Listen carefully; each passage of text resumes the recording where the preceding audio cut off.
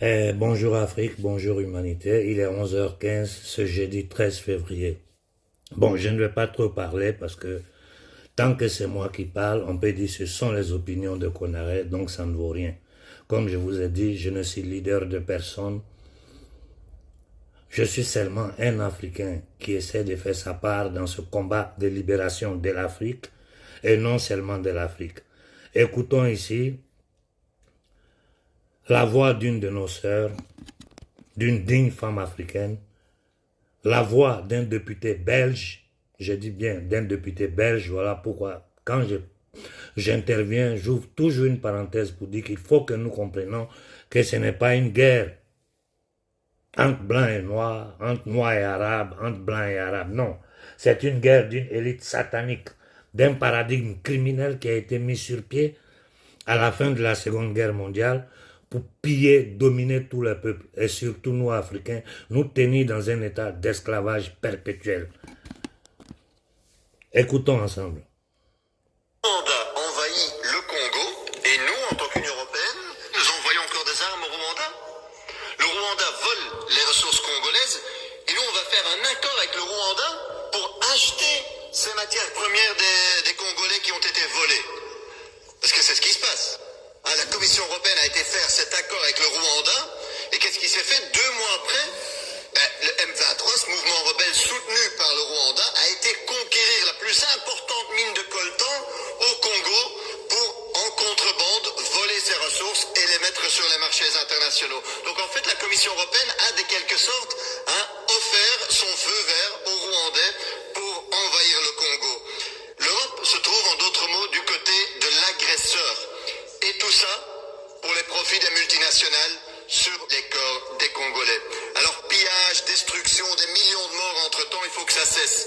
Parce qu'on l'a vu avec l'or. C'est un député européen belge qui parle. On l'a vu en Libye avec les gaz et le pétrole. C'est toujours la même chanson de pillage. Et après vous vous étonnez que les peuples du Sud se révoltent. Les Africains en ont marre. On le voit au Mali, au Niger, au Burkina, au Tchad, en Côte d'Ivoire, en République centrafricaine, au Sénégal. À chaque fois, les Européens qui étaient mis à la porte. Alors le moment est aujourd'hui de dire basta, le temps du colonialisme est révolu. Suspendez cet accord de pillage des ressources naturelles congolaises et imposez un embargo militaire au Rwanda. On n'a pas besoin de l'arme de crocodile, on a besoin d'action. Création des institutions de Bretton Woods. Ces institutions ont été créées avec l'idée que leur succès serait basé sur les échecs des pays en développement, dont la majorité se trouve en Afrique. Ainsi, les politiques monétaires internationales ont été biaisées de telle sorte que les pays africains seraient à jamais contraints de payer des dettes. Ils n'en parleront jamais. Le pays africain moyen, tel qu'il est aujourd'hui, consacre environ 1/3 de son PIB au remboursement de la dette. Comment un pays peut-il survivre dans ces conditions? Bon, ça, ce n'est pas Konaré qui parle. Écoutons ici John Perkins dans cette déclaration. Quelques minutes, je vous ai posté sur mon canal Telegram et WhatsApp l'intégrité. Encore, c'est la millième fois que je poste des révélations qui ont été faites par cette économie, ce killer économique. Écoutons-le.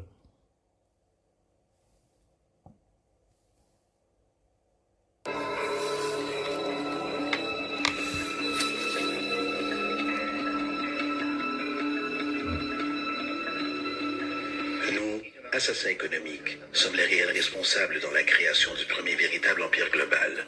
Et nous travaillons de nombreuses façons différentes.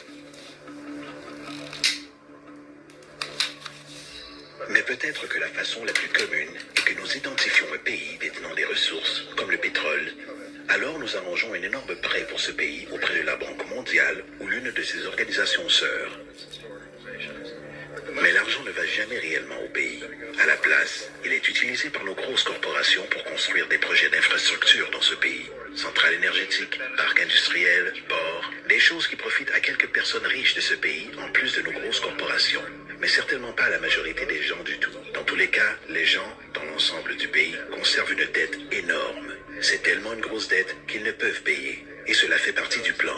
Donc, à un moment, nous, assassins économiques, revenons auprès d'eux et disons, écoutez, vous nous devez énormément d'argent, vous ne pouvez pas payer votre dette, alors vendez-nous votre pétrole à bon marché pour nos compagnies pétrolières. Permettez-nous de construire une base militaire dans votre pays, ou envoyer des troupes pour supporter les nôtres à un endroit du monde comme l'Irak, ou votez avec nous dans le prochain vote aux Nations Unies pour que leurs compagnies d'électricité deviennent privatisées, ou leurs eaux et systèmes de canalisation soient privatisés et vendus aux sociétés états-uniennes ou autres sociétés multinationales. Donc, il y a une multitude de choses et manières typiques dont le FMI et la Banque mondiale travaillent. Ils mettent un pays en dette et cette dette est si grosse qu'elle ne peut être remboursée. Après quoi, elle offre de financer à nouveau cette dette et se faire payer plus d'intérêts. Et vous demandez ce quiproquo que vous appelez conditionnalité, terme du FMI désignant certaines exigences ou bonne administration, ce qui signifie qu'ils doivent vendre leurs ressources, incluant plusieurs de leurs services sociaux, leurs sociétés de maintenance, leur système scolaire, parfois leur système pénal, leur système d'assurance à des sociétés étrangères. Donc c'est un double, triple, quadruple renvers dévastateur. Bon, vous avez tous écouté John Perkins. Tout ce que je vous demande, c'est faire tout pour faire tourner ce vocal pour que nos autorités, les soi-disant autorités africaines, comprennent qu'aujourd'hui, là, la jeunesse, la nouvelle génération africaine ne va pas permettre que ces valets locaux, que ces indignes, ces esclaves en cravate vendent, hypothèquent le destin des Africains, le destin de la nouvelle génération africaine. Là, c'est pas moi qui ai parlé, c'est un député blanc, belge, au Parlement européen. C'est John Perkins, un killer économique au service des États-Unis, de la CIA, qui a fait des révélations. Et la littérature sur les crimes du paradigme mis sur pied pour tenir l'Afrique en esclavage est sous nos yeux. Depuis la venue des fausses indépendances, combien de milliards ils disent qu'ils ont déversé en Afrique et nous n'arrivons pas à avoir, j'ai dit, simple eau potable, simple courant. Je ne parle même pas d'Internet, de nouvelles technologies. C'est-à-dire les trucs basilaires pour permettre à une société de vivre en dignité. L'eau, la santé, la nourriture, l'éducation. Il n'y en a pas. Nos écoles sont des laguerres.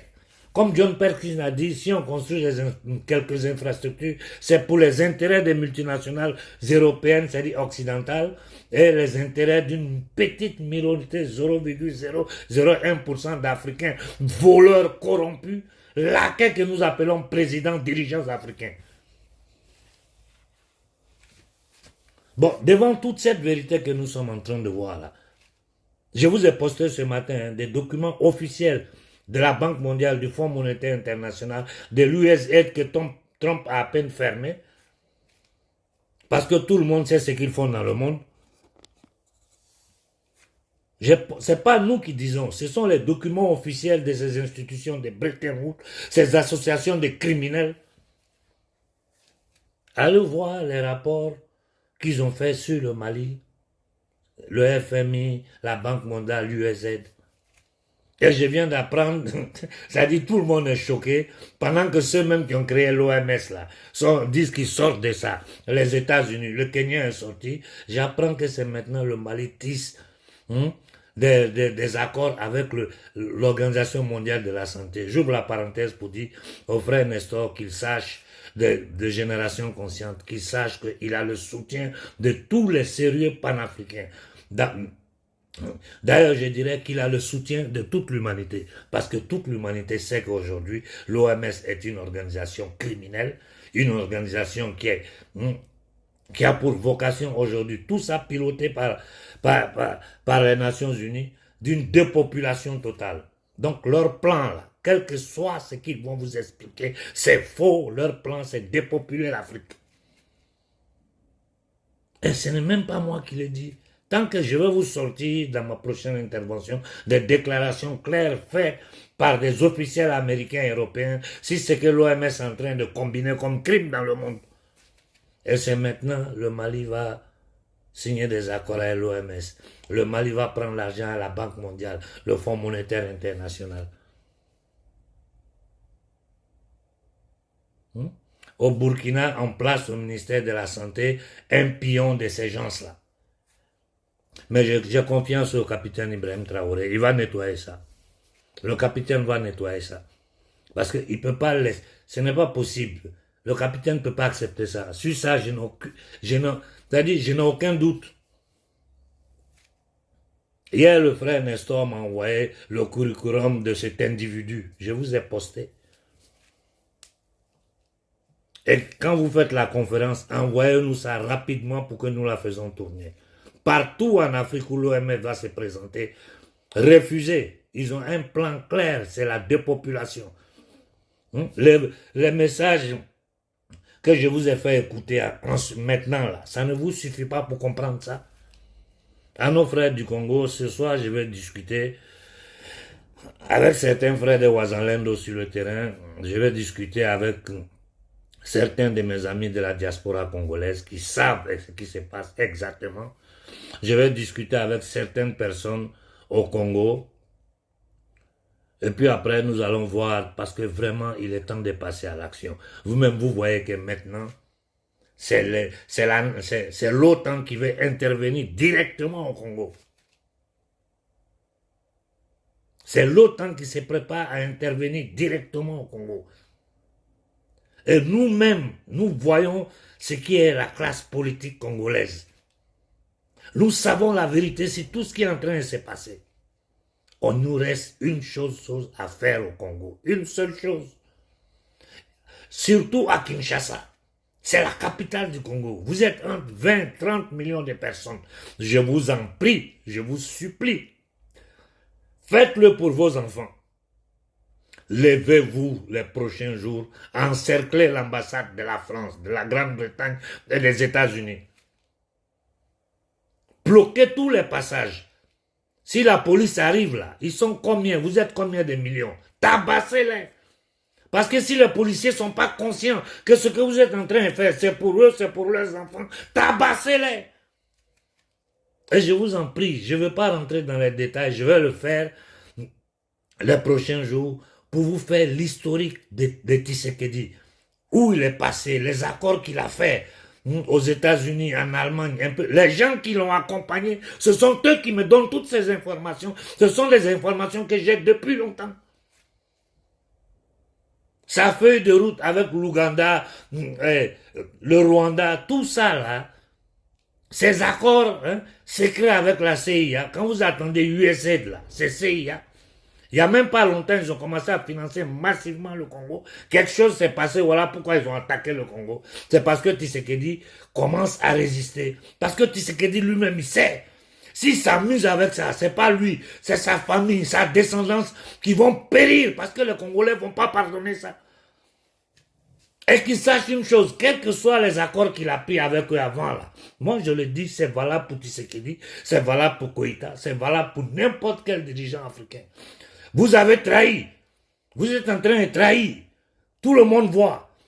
Mais si vous changez de balle, si vous décidez de faire 2 pas en arrière pour aller vers nos aspirations, nous, pauvres peuples d'Afrique, qui souffrons depuis des siècles, sachez que nous allons vous soutenir. C'est valable pour tout le monde. Tshisekedi, tu dois tenter de tisser, je ne dis pas le nom des pays pour ne pas qu'on dise je suis pro ceci, pro cela. Tisse des relations avec des pays qui peuvent nous aider à nous armer. Tisse des relations avec des pays avec lesquels nous pouvons avoir des partenariats sur le plan commercial, sur tous les plans. Mais surtout, la priorité en ce moment, il faut tisser des relations avec des pays qui peuvent nous aider à affronter l'OTAN sur le territoire congolais. Ça, c'est ton rôle, ça. À la population congolaise, surtout à ceux de Kinshasa, il faut que vous me preniez ces ambassades, je vous en prie. Faites-le. Faites-le, c'est la seule façon de bloquer la pénétration de ces criminels-là, de continuer à massacrer notre peuple. Le monde entier va voir les ambassades là, fermées par les Africains, par les Africains du Congo. Aujourd'hui, nous avons le soutien de la société civile occidentale, eux-mêmes. Mais regardez les vrais dissidents, pas l'opposition des systèmes créés sur YouTube. Les vrais dissidents occidentaux, français, italiens, anglais, allemands. Ils sont tous avec nous. Moi, je discute en privé avec tout le monde. Jusqu'en Inde, les gens nous disent, levez-vous. Il est temps que nous nous levons. Il est temps que nous nous levons au Congo. Il est temps de faire arrêter ce massacre-là au Congo. 18 millions de nos frères assassinés. Personne ne dit rien. Ces mêmes institutions qui nous font ce que John Perkins est en train d'expliquer. Cette élite atlantico-sioniste. C'est parce que beaucoup d'hommes ne savent pas le rôle d'Israël dans le conflit congolais. Mais nous allons revenir sur tous ces détails-là. Tout ce que je demande à nos frères du Congo, je vous en prie, nous vous en prions, c'est pas moi, c'est toute l'Afrique qui vous demande pardon, parce que le Congo, là, c'est le poumon de l'Afrique. Si ton poumon est malade, c'est tout le corps qui est malade. Levez-vous, prenez ces ambassades, tant que le problème du Congo n'est pas affronté sérieusement. Dormez là, mangez là, personne ne bouge. Et ceux qui supportent Tshisekedi à vous, en agissant comme ça, vous êtes en train de l'aider. Contre sa propre volonté. Je vais m'arrêter là pour ce matin. Et puis, vraiment, je dois reconnaître qu'il y a une grande croissance de conscience dans la jeunesse africaine. Il y a une grande... C'est-à-dire, je vois l'effervescence qu'il y a. Ce qui manque, c'est l'organisation. Ce qui manque, c'est des décisions concrètes, des actes concrets en lisant la réalité que nous avons. Les gens sont dans les discours intellectuels, on va faire... C'est des bêtises. Comment vous voulez aller dans le sommet avec des gens qui arment des gens pour vous tuer? Partout en Afrique, c'est comme ça. C'est pas moi qui dis, c'est des documents officiels, des secrétaires même de la CIA qui prouvent tout ça. Il est temps de prendre nos responsabilités. Et que les dirigeants africains sachent, je le disais depuis des années, que n'importe qui, même les vieux dinosaures africains, même nos vieux dictateurs, s'ils décident d'aller dans ce sens-là, moi, je les soutiens et je demanderai à la jeunesse africaine de les soutenir. Parce que les conditions que l'Occident collectif a créées, c'est-à-dire cette élite satanique-là, c'est empêcher quiconque de faire quoi que ce soit pour l'Afrique. Tous ceux qui ont tenté ont été éliminés. Donc, un dirigeant africain, quand tu arrives au pouvoir, tu as le choix. Ou tu tentes, tu es prêt à mourir pour sauver ton peuple, ou bien tu acceptes la corruption, toi, ta famille, le petit groupe s'enrichit, et les 99,99% des Africains crèpent dans la pauvreté, sans eau, sans courant, sans école, sans hôpitaux. Comme Perkins l'a bien expliqué, l'argent qu'ils disent qu'ils donnent à l'Afrique, ça ne va pas en Afrique, ça tourne, ça revient dans les multinationales occidentales. Il est temps de faire finir tout ça. Bonne journée à tout le monde et merci pour l'écoute.